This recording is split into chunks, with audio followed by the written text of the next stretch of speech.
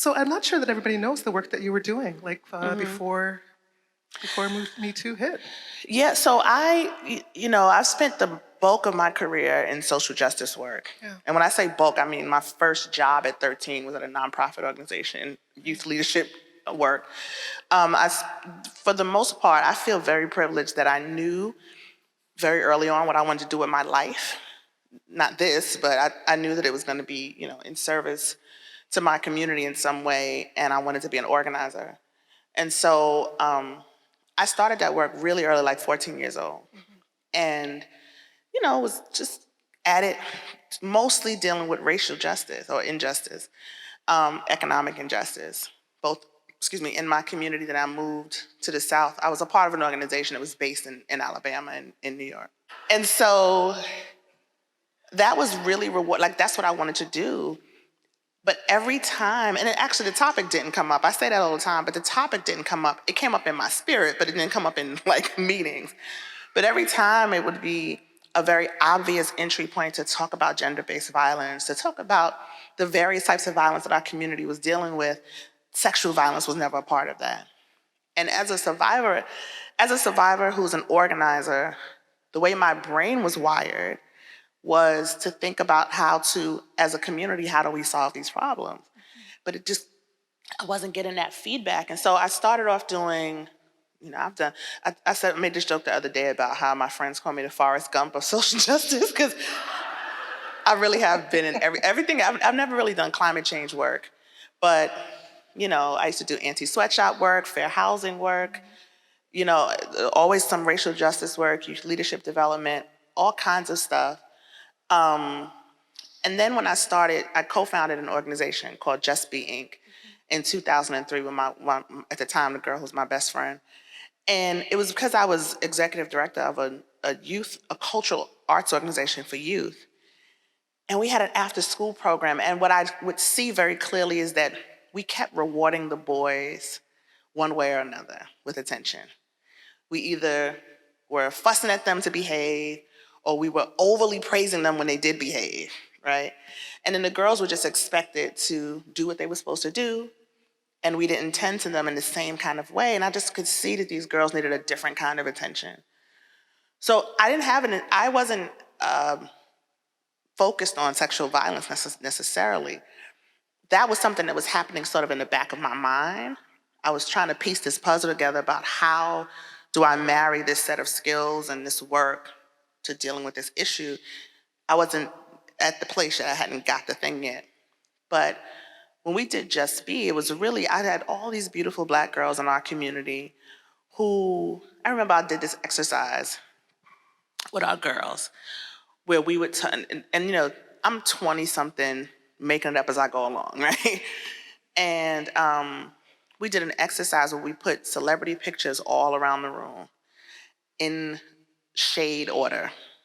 So the lightest light person was like Mariah Carey or something like that. And it went all the way around to Alek Weck, the model. And we asked the girls, we would randomly pick a name and say, tell me something beautiful about her.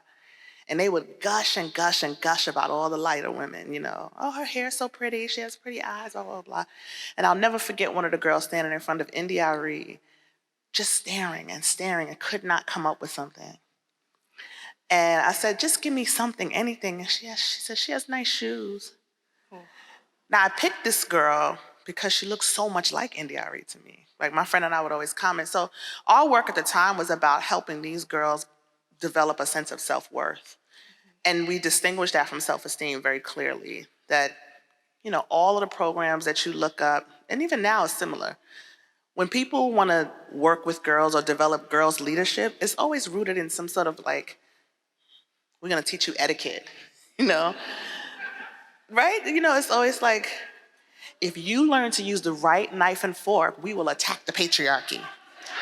It's just, we're going to get you there. They didn't feel substantive. And they didn't feel substantive, and they didn't feel like they spoke to the needs of our girls. So we start doing this work, wanting to really ground them in the truth of their worthiness. But what happened is that that was successful, but we were also opening them up at the same time. And they trusted us, and they started sharing these stories, a lot of stories. And so now you have, it was myself and two other women, and we were all survivors, listening to these little girls talk about stories and things that happened to them that would mirror our lives. For me, I just really could not, and I mean when I say I could not figure out how to move forward without doing something about this, because I knew what I had been carrying for 20 something years, struggling to figure out how to feel normal, feel right in my body. And I'm like, if I had gotten an intervention at 12, God help me, 14, 25, 35, I would be a different person. So that was the motivation. And then, so we create this program. I just wrote this thing out in one night. Like, I want to do this program. And it's going really well. And other schools are asking us, can you bring this workshop that you do in these programs? And then we put a page on MySpace. MySpace, yes. I know I'm dating myself, but all of you who are laughing are dating yourselves too. But yeah, MySpace, yes. I mean, it was the first sort of big social media For sure. Thing, and I was definitely new to social media. Before that, we had like those weird AOL chat rooms, remember? Dark times.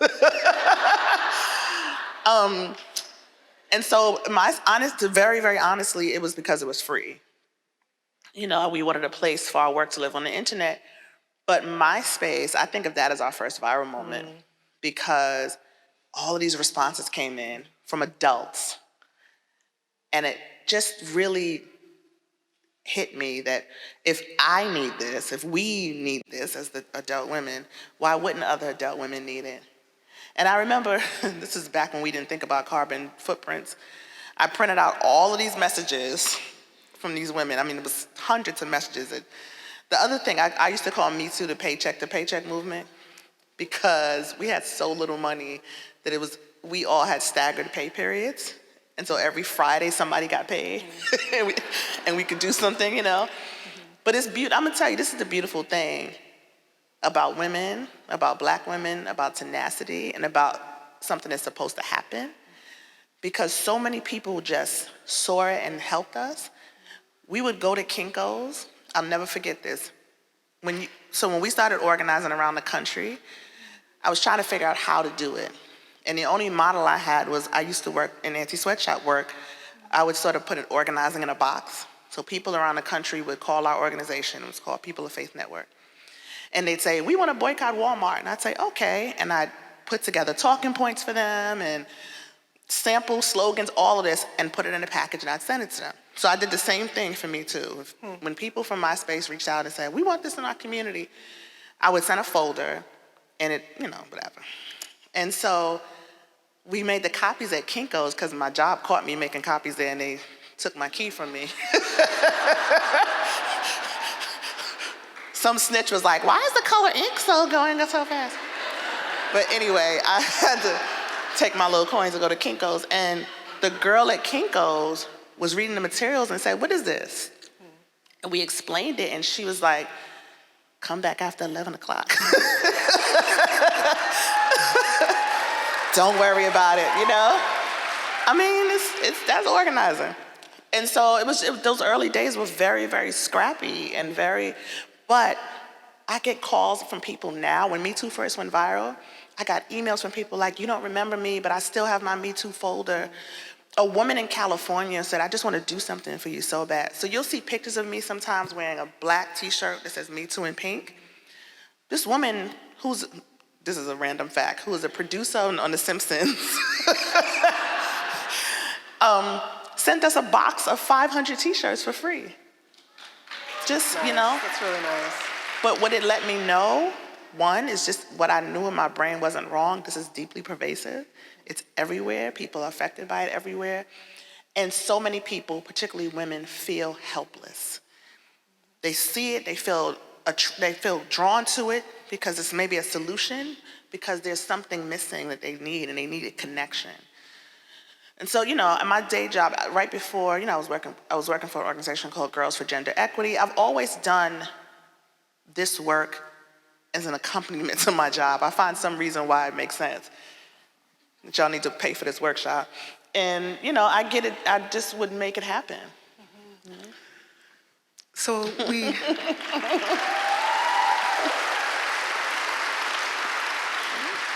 you want some water? I'm okay, thank you. We talk about sexual violence as being endemic as much as it's an epidemic.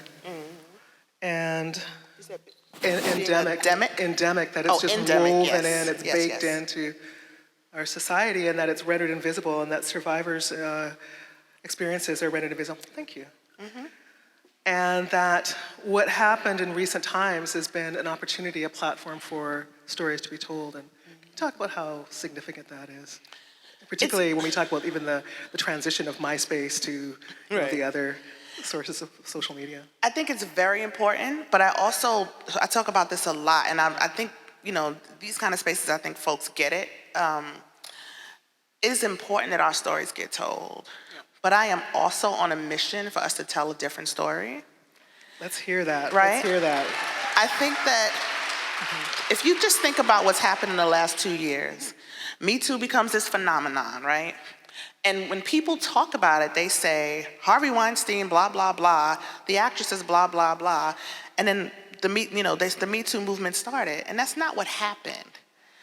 What happened is the Harvey Weinstein case broke, and it was huge, of course. And those actresses came forward, and there's no malice against them. They're survivors. They were brave and bold, and they told their stories. But it was millions of people, everyday people, saying Me Too that created this moment. It is. Right? And so, I feel like, I'm a Virgo, so it's very important that we get things right. But I do think that people need to hear that, because what has happened since then is that now, so Me Too becomes this huge thing, and people are talking, everybody wants to do something with Me Too, and Me Too this and Me Too that. You are building this movement. You're building what you're doing on the backs of survivors, on the labor of our stories. And so what happens is that people trot out survivors who don't necessarily care. I'm not talking about organizations like this. Politicians and policymakers and fancy people always want us to tell our story. To what end? Yeah. So I'm supposed to stand here and cut and bleed for you so that you can have some empathy for me? It drives me crazy. So I'm glad y'all agree. So I think it's important. What I tell a lot of survivors, it's also the flip side to that is that we're in a moment where if your life is not public, if your story is not public, it doesn't feel valid for a lot of people, especially young people. So many young college students. I've been on college campuses where they have these like poetry nights almost, where the kids are just standing up and telling their stories one after another after another. There's a woman who has an Instagram page that she won't take down, and all she does is post stories of survivors. And I was like, what do we do with this? And I'm saying, if you're gonna post a couple of things, if you're gonna use stories of survivors, then you have to tell stories of healing. And you have to tell stories of what survival looks like, right? So, brilliant. Part of what we've talked about routinely is the role of resistance. Yeah, go ahead. The necessity to, in so many ways, to recognize that these are political experiences. Yes, every time. And that we are addressing our individual experience, but it's also in a political context. The personal is absolutely political. Absolutely. If I live in a country, in a community, in a space where I don't feel safe, where my body is in jeopardy, it's absolutely political. When you put together the demographic, I can stand up as an individual and say this happened to me too. But when there's hundreds, thousands, millions of us, how could it not be political? Then there has to be somebody responsible, right? This is the thing that drives me, because it feels like this is so clear, and yet the thing that I always think about sexual violence, gender-based violence, is sort of the bastard of the social justice movement. This is my experience. So why is that? I think I agree with you. Because so many people don't associate or put sexual violence as a form of oppression. They don't think of it as a social justice issue. So when I talk to folks who do mass incarceration work, I said, if you're doing mass incarceration work, you're working around sexual violence, right? If you're doing work, you can pick any number of issues that people are connected to, and there is a piece of that that's related to sexual violence. But also, even away from that, we're talking about our humanity. So when you're fighting for the environment and you're fighting for climate change, you're fighting for our futures, right? If you're fighting against gun violence and you're fighting against mass incarceration, you're fighting for our futures. So how could you not think that for people wanting to feel safe and have bodily autonomy is not fighting for our futures? It's the same.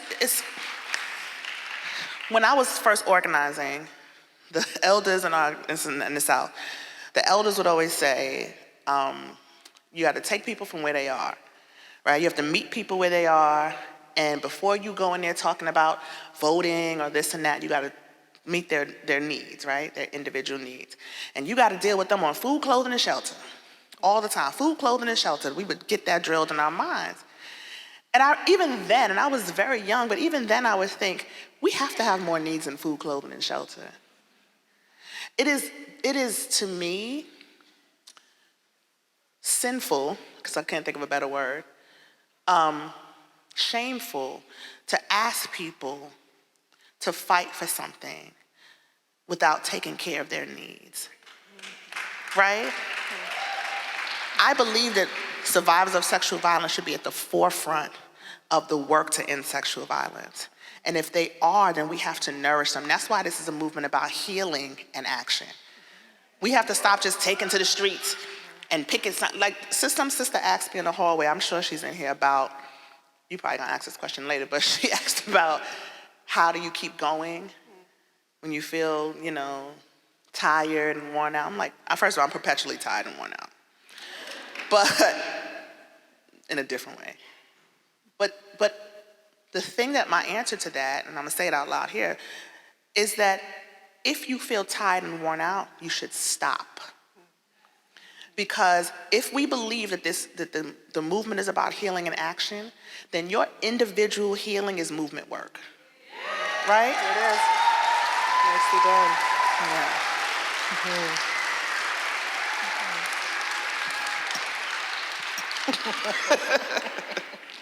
Yeah, we talk a lot here about this idea that it's, in so many ways, it is a luxury to take the time to heal when we're dealing with various levels of oppression. Oh yeah.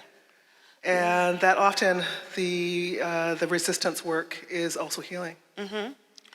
So I mean, I spent most of my life working in this sector, so I have no money, right? We know that, right? That's just not, you don't do this work to get rich. But right. I hear you, sister. Right. That was a sharp T, right. And that means, and every time people talk about like self-care and healing, I try to be really careful about that. I'm gonna tell you my North Stars. One of my best friends in the world, it works in Alabama, lives in Alabama. She has 6 children. She got 5 children, sorry. And I don't wanna give her no extras. She has 5 children. She works, in a restaurant, trying to make ends meet, blah, blah, blah, blah. She is a survivor of multiple, like most of us, sexual violence, acts of sexual violence. And the ways that she has figured out how to heal, we would all frown upon. Most people would frown upon, right? So much of what we see, particularly in communities of color, are people trying to figure out what healing could look like. So these vices, and this, we know that people turn to drugs and alcohol and those kind of things. I'm talking about twerking and smoking weed, right? I'm talking about the ways that we have had to cull together joy for ourselves. And then people look down and condescend upon us, right, for those things. Healing is a luxury. It's absolutely a luxury and a privilege for so many people in the ways that it's described in the world, Self-care is a luxury in that same way. We've just commodified the whole idea of self-care. Who can afford that? Most people can't afford it, folks. You should go on a retreat. Where? To my grandmama's house? That's about it. If I'm going to retreat, I'm going to grandma's house because nobody can bother me. She don't have no internet. So then it becomes a retreat. But I do think we have to be really careful about some of this language. But it's also, this is the point I was trying to make, I'm sorry. It's also the reason why we have to think about healing differently. And I do think we have to value the ways that we generate healing in our bodies and ourselves. Part of what was a frustrating thing to me when I was on my own personal healing journey is that everything costs so much money, right? So I was whatever age, I didn't have any money up until like 40 something. So, and I would go, remember when everybody was reading The Secret? Yeah. Y'all remember that? Manifest your happiness. So I know y'all still got that 7 DVD disc set somewhere. But I was reading The Secret. I was so into it. I'm just going to manifest these things and blah, blah, blah. But the DVDs cost like $129. And then the next book and the next, and like, I remember like Deepak Chopra and Oprah were doing a thing. And to go to that, it was $69. Everything had a price tag attached to it. And then the things that I read kept telling me to go outside of myself to find healing, right? It just felt like, how? I just don't know how, and I can't afford it, and I got a baby, and I got a job, and I got work to do. How do I do this? The tables turned for me, and this is the part of healing that's connected to joy for me, generating joy, that I want us to talk about more. Is the tables turned when I kind of got frustrated. This is the social justice part. I was like, so wait, so because I don't have no money and I'm a single mother, I don't get to heal? I don't get joy? Like, if it was any other thing that somebody told me I couldn't get, I'd be ready to fight about it, right? I said, no, we got to organize because these people deserve this too. So why don't they get access to healing and joy? And the best way to get access to healing and joy when you can't afford anything else is to generate it yourself. And so that became my journey. Like, I can figure this out for free. I don't even know the question you asked me, sis. I'm sorry. Yeah. Can I just explain that I am 3 days back from Australia and then flew across country to Vancouver, so part of this chattiness is just trying to stay awake. I am so tired. So excuse me for going on and on. Go ahead, ask me the next question. I'm swinging this like it's something extra in here, like, come on, ask me the So next we talk about this here, routinely about, what does healing mean in a world that needs so much healing? And that, with the individual within the political context, the social context, and recognizing that sexual violence, other forms of inequalities and oppression are endemic. And you create a map, you kind of paint a picture for what that can mean as an individual. Yeah. And what do you think that the Me Too has done with respect to healing? Oh, I think it's introduced a conversation about healing to a larger audience. I think so many of us who do this work kind of talk to each other. We come to these events and we all agree, and we don't get a chance to really speak out into the world of people who would not come and sit to this event and listen to the person like me lecture, right? And so what Me Too did was give us this really wide reach to bring ideas about centering survivors, about healing, about joy, all of that to the masses in ways that I never could dream of before, but in ways that resonate with people. Once it started, and I realized, this is resonating with people because it's not rocket science, right? It's what people are looking for. I think in very clear ways, Me Too, the hashtag, and the viralness of it helped to instantly create community for people where we could not imagine community existed before. Connection. Connection is important. And so many of us need it. Like, we know this. We know that sexual violence, while deeply pervasive, is deeply isolating. So many of us feel like we're in our own little cocoon by ourselves, and intellectually, you know it exists in other places, but spiritually, right? Mentally, emotionally, it feels like you're alone. And so I think just the visual, just the opportunity to see other people saying it out loud created a kind of community that we could never have crafted if we wanted to. Yeah. Canada, like the United States, was created through colonization. And of course, the United States had the war with England, and so there's that story. We talk about the role of colonization in baking in sexual violence. And we hear, and there are many activists in this room that are doing work on the front line around missing and murdered Indigenous women Yes. and girls and trans folks and non-binary people. And the relationship between sexual violence in the making of Canada as a nation, combined with the enslavement of Africans and the commodification of Africans. And so, we want to be telling these stories about the creation of these nation states. Yeah. And how what it's baked in specifically for Indigenous and Black women, Black people, Yeah. Indigenous people. Yeah, I mean, I think it's important for us to keep that information, those of us who do the work, but in general in our conversation, to keep that at the forefront. This is what I was saying about, this is the point I was trying to make about, for me, for years and years, when I come into spaces with folks dealing with gender-based violence, when they talk about organizing, it is largely toward a policy or a law or something in that realm, right? And what I would love to see is a shift away from that because of these things. I don't expect a country that uses sexual violence as a tool of oppression to free my body and to create laws for me, right? I think we have to fight, and we have to get get those things on the books and use them, use the judicial system, all of these systems as much as we can, manipulate them, but we have to know at the same time that we have to build in things ourselves. We have to organize on the ground ourselves to change this, because this is this folks' world. This is what they've been using for years as a tool of oppression. Why would they now all of a sudden change their mind and be like, oh, you know what, we were wrong. Let's protect everybody.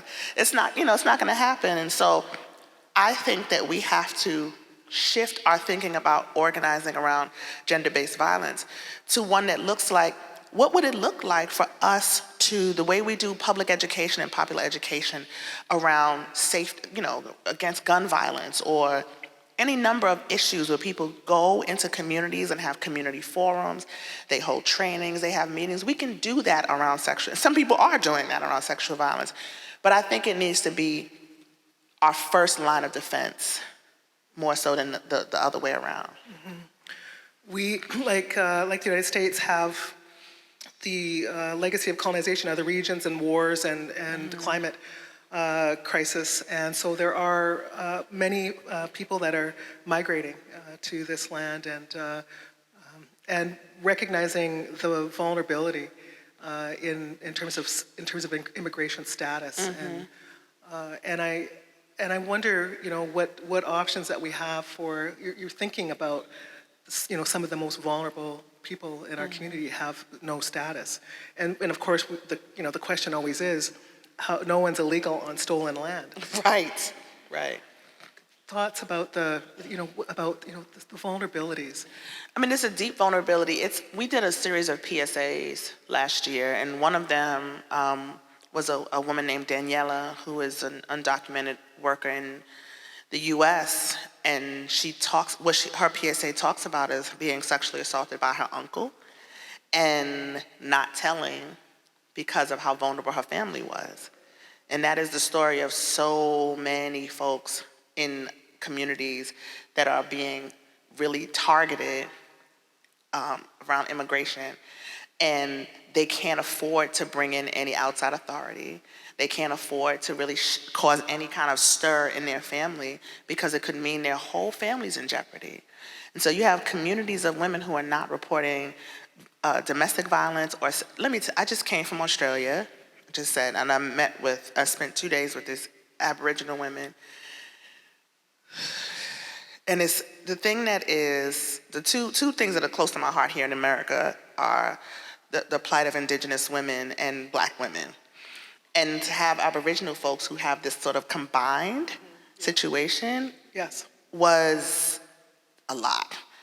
And and I remember I'm talking to them about the same thing, about how vulnerable their community is. I mean, they're taking their children. Yeah. Right? They're taking these women's children. The women there, the reporting of domestic violence is very, very low because of how high the possibility is that they're going to take your children when they come and still not help the women. So there's all kinds of ways that these communities are vulnerable, and it's multiple levels of vulnerability, multiple entry points to take away their livelihoods, their children, it's just so tricky. And so you have these people who are walking a very fine line, trying not to rock the boat anywhere else, except inside their bodies. They have been upended in so many ways, and they can't express it. They can't get it out. Like when I talk about telling your story, I often say the most important thing to do is get your story out of your body. It doesn't have to be publicized, whatever, but imagine the layers of silence that we're talking about in these communities, right? There's cultural silence, right? There's already a cultural silence in a lot of communities of color. It says, don't talk about this. Then there's this political silence, economic silence, and it really is, it's hard to think about, and it's hard to strategize around, if I'm being honest. I did a thing in Long Island last year, really just facilitated a conversation between these two communities. And there was a man who ran the domestic violence, intimate partner violence, something situation. And he was saying the same thing. We don't know how to get undocumented women to come in. Is this in New York City? It's in New York City. Not yeah. Q. You said where? Quentin Walcott? Not Q. No, not Quentin, no. Okay. I know him too, yeah. This is out in Long Island, it's Stony Brook. So they were saying, we can't get these folks. This is a white man, but Quentin is Black, sorry. And long story short, the DA's office was in the room, and they said, well, we actually have an exception where undocumented folks can come in and report violence, particularly domestic and sexual violence, without fear of being prosecuted or taken or whatever. And so just having that, it was a surprise to most people in the room, and then they started this conversation about how they can work together to get that information out. But it's going to take a lot of really, really strategic thinking, particularly under this administration, to try to work against this force that's continually coming down. Yeah, there's so much in what you said that we're grappling with here, certainly in Canada. And the one thing I want to start with is that you talked about Indigenous people in Australia and the relationship to how much melanin in our, the ratio of melanin to the ratio of humanity deemed. And so that's a critical point. I should say that we have the same thing here with respect to Indigenous women losing their children to the state for a multitude of things. Yeah, it's again, I guess, certainly part of the... It's genocide. It's straight up and down, it's genocide. And it's sometimes, we don't want to be the person, but you have to call a thing. They have something in Australia called the Unborn Report. Have you heard of that? They have that here? Well, we have a version of that here. It's called birth alerts, yes. It's where when a Indigenous woman goes to the hospital to deliver a baby, the Child Protective Service immediately are called. Yeah. They have, so because if you have any history of domestic violence at all, where they've been called to your home or what have you, when the Indigenous women get pregnant, it triggers DHS to start something called an unborn report. Yeah. And so when that woman goes to the hospital to have her child, they come to the hospital and they will take her child away from her. 99% of children, Aboriginal children Indigenous children who get taken away, go into white homes. If you don't get your child back in 2 years, you don't get your child back. There are 18,000 Aboriginal children in foster care, almost none of them in Aboriginal homes. We have the same problem here in Canada, Tarana, I have to tell you. It's the same, and the province of Manitoba has the highest rates. Yeah, but British Columbia most certainly. So it's genocide, as you say, and certainly a function of the colonial Absolutely. state. Say that again? I don't know what she's saying. Say that again. She's speaking about our Prime Minister. Trudeau. You ain't got our problems, so I'm just saying. I get you, though. I hear you. I'm not trying to downplay it. Until we get rid of that Dorito in chief, I can't talk about nobody else. And the point that that we're making here also is the recognition of how much work there is in understanding the role of migrant people and labor and immigration and the vulnerability, and I know that that's work that matters certainly here in Canada, and wanting to bring the gender-based violence lens to that, because we're in these silos around these issues. And right, but it's also why, I don't know if you know Monica Ramirez. I don't know her. But you've heard of her, right? Yes. This is my sister in this work, and she works with farm worker women. She was really the impetus for Time's Up, but that's a whole nother story. She wrote the letter from the farm worker women to Hollywood in support of them, read it. which was the kickstarted Time's Up. But Monica talks a lot about that vulnerability with farm worker women who are, people think of farm workers, they think of migrant, indigenous people, immigrant folks, and they only think of men. Yeah. Like it's not women out here working just as hard as these men are, and then doing that with this cloak of fear that they're gonna be violated, that they can be sexually, not just harassed, but sexually assaulted. And then there's also economic violations. So many of those women not getting paid what they're supposed to, their money being taken from them. Like, there's deep vulnerability there, and then we talk about these groups of people as if they are other. Like their humanity doesn't matter because they don't speak English. I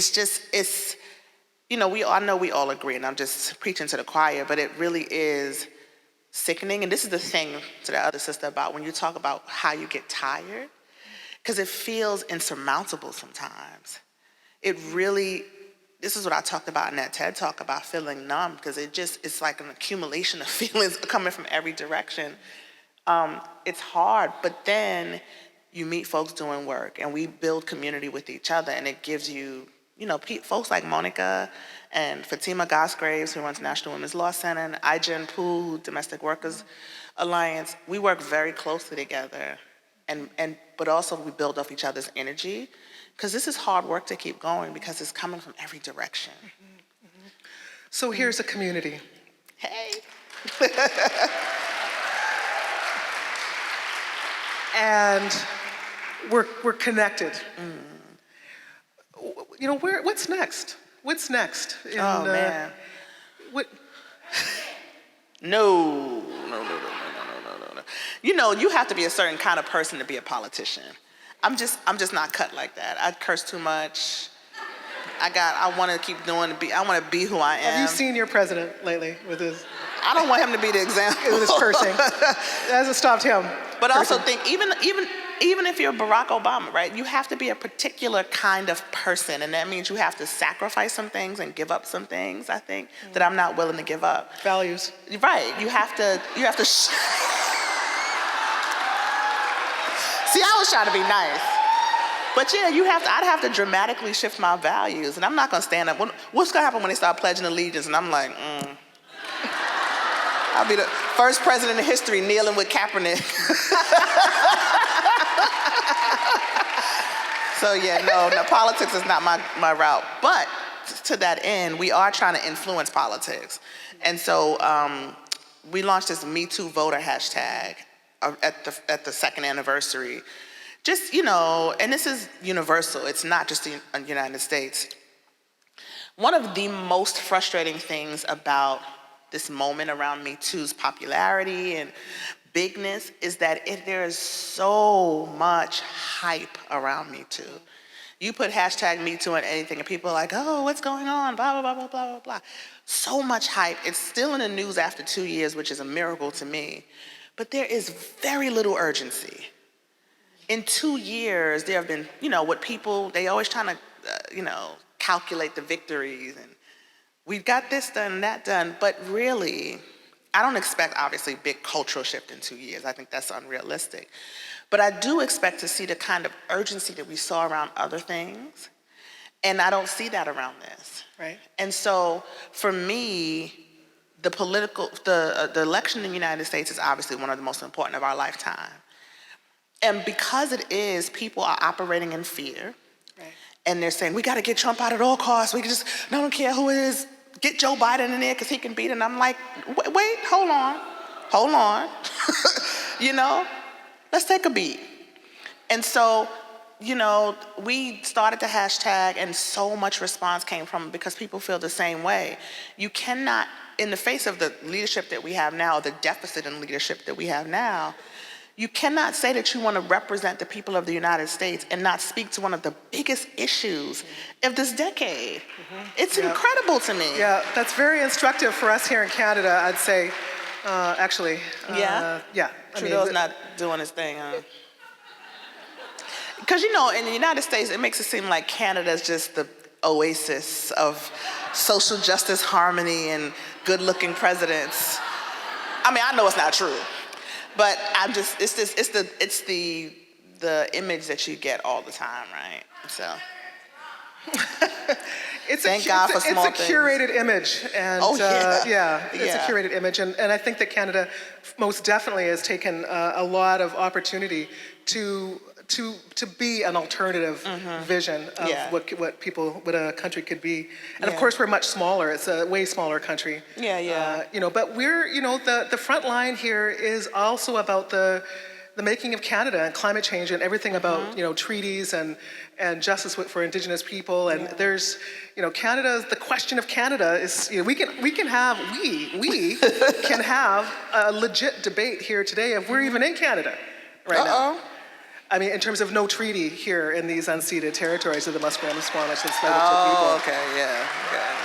And this is the complicated nature of Canada. It's a, you know, nation with nations, and, you know, with nations because there's also Quebec, and that. I don't know. Wait, I don't know about Quebec. That's for another night. Probably. Okay, I'm like, you're gonna teach me Canadian history? I don't know.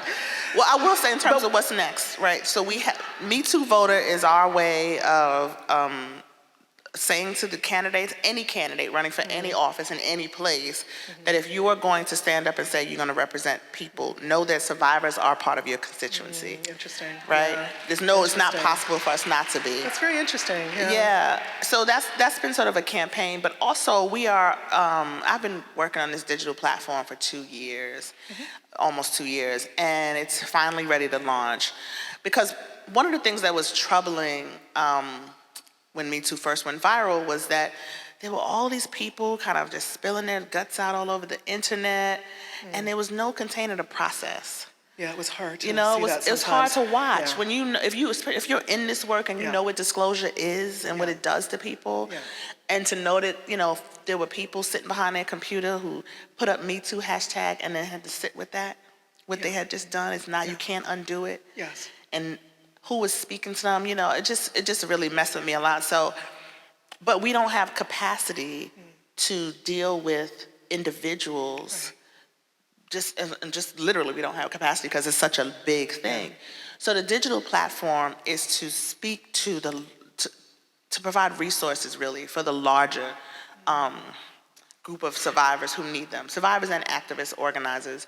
The platform is split like our work is healing and action. And so one side of it, I also feel like when you Google, and I'm probably not here in Canada because this is a US organization, but if you Google, I was sexually assaulted, I need help, the things that come back are not helpful, right? You get these listicles or you get a 1-800 number, which are great, obviously. I'm not disparaging the crisis hotlines, but everybody's not gonna call a hotline.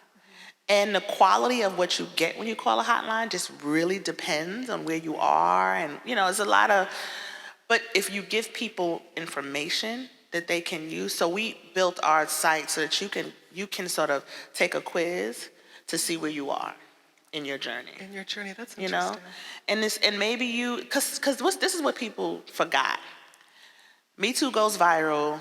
Lots of people come forward and say Me Too, and most people are speaking to folks who are recently sexually assaulted, Yes. right? So you call an 800 number, you go to the Rape Crisis Center, you get these things, your immediate needs met. Yeah. But there are tons of people who this brought up old stuff for, who are dealing with child sexual assault, or old, who was sexually assaulted years ago, but have now been triggered because of all of this talk about sexual violence. What do they do? So many of them don't know where to start, don't know what to look for, what to ask for, and will never step foot in a rape crisis center. They're not going to call a 1-800 number because they don't feel like that speaks to their needs. So we wanted to speak to that as well, and like redefine what crisis means, right? So our site, our digital platform will launch in March. And really, the question of what's next is always a tricky one for me because I just feel like we've only scratched the surface. Yes, we have. Right? And so a lot of times I say it's not what's next, it's what's now. We literally just opened a little bit of the can. If we pull the lid back, my God, we could stay right where we are right now. But we're not trying to just build awareness. No. And I think that a lot of people get tripped up in because folks say, well, I didn't know. When Me Too invite, we coming, hold on a second. But this idea that we need to do more about building awareness so people understand. I think people understand. And if they don't, it's because they don't want to. So we're looking at behavior change is what we're looking at how do we shift culture, and we shift culture. Think about this for a second. I'm gonna say this because I know we gotta leave. But I use this analogy a lot because I think it drives home the point. Think about 20 years ago, maybe, we were still smoking cigarettes on planes, right? Maybe 25. Not that long ago, people were smoking cigarettes on planes and in public places, and it was just common practice. We saw people smoking cigarettes in TVs and movie ads and stuff. And there was a slow shift, cultural shift, over years. But to get us, my daughter's 22 and thinks smoking is disgusting. Ew, it's so gross. It's such they're trying to make vaping cool now, but for the most part, a lot of young people find it gross. People's ideas, even if they do smoke, they're like, oh, these cancer sticks. And it's like this stigma attached to smoking. And it took a long time to get there, and it took multiple kinds of interventions. So you had judicial interventions, right? You had these huge lawsuits against the tobacco companies, what have you. But then you also had cultural interventions where there was a move to stop showing the Marlboro Man and the Virginia Slims lady and smoking in movies and things like that. You had grassroots interventions where people were literally organizing to get cigarette machines out of their communities and things like that. So it took these various types of interventions in order for us to shift the culture around what we think about smoking. Medical interventions, it was research about what secondhand smoke does to you. And it'll, stop smoking in a car with your children, they're gonna, like that kind of thing. We have to have multiple interventions so that people understand to move the needle around sexual violence. Me Too and the work that we're doing is one vision. It's one track.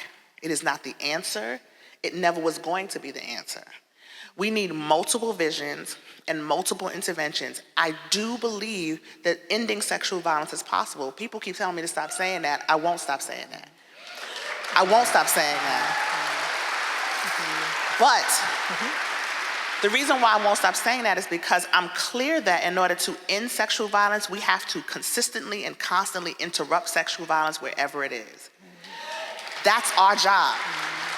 That is your job, that's my job, and we have a vision to do it. We need other people. My dream is for some 24-year-old person, hopefully a trans, queer, indigenous youth, come on to say, you know what, I think your vision around Me Too is great, but I have a better one. That's what we need. We need people to be inspired right now to think, I know a different way forward. We need every single way forward that you can think of. People come to me every day and say, I want to start a movement. Baby, don't start a movement. Join the movement. Join the movement, okay? And build on it. Don't call your thing Me Too anything. Come up with something else. It's just boring after a while.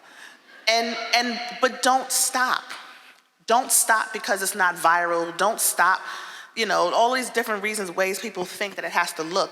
This is lightning in a bottle. Nobody could have done, no, y'all know doggone well, a 40-something-year-old black woman from the Bronx is not supposed to be a world leader. I got an award last week and they were like, you're a global leader. I was like, oh, okay. I'll take that. How often does that happen, right? It's not, we have to stop looking for lightning to strike twice. We had our moment. Let's build on that moment. Let's keep this momentum coming, because in a few years, they're gonna stop talking about Me Too. They're gonna stop talking about it every day. It's not gonna be a news item. It's gonna be every 5 years, where are they now, what's happening with it. But sexual violence will still be what it is. This work will still need to be done. It'll still be prevalent and everywhere, insidious. And if we are only motivated by it being shiny and bright and on red carpets and on the front page of magazines, we won't move the needle. So forget about all that stuff. The work still has to happen. And we'll still be here. Yes, 40 more years. We'll still be here. Less and less work, though. Thank you so much. Thank you for this Congratulations, conversation. too. Thank you. Thank you for your leadership and your vision and for these words tonight. Thank you. Tarana Burke, everybody. Thank you.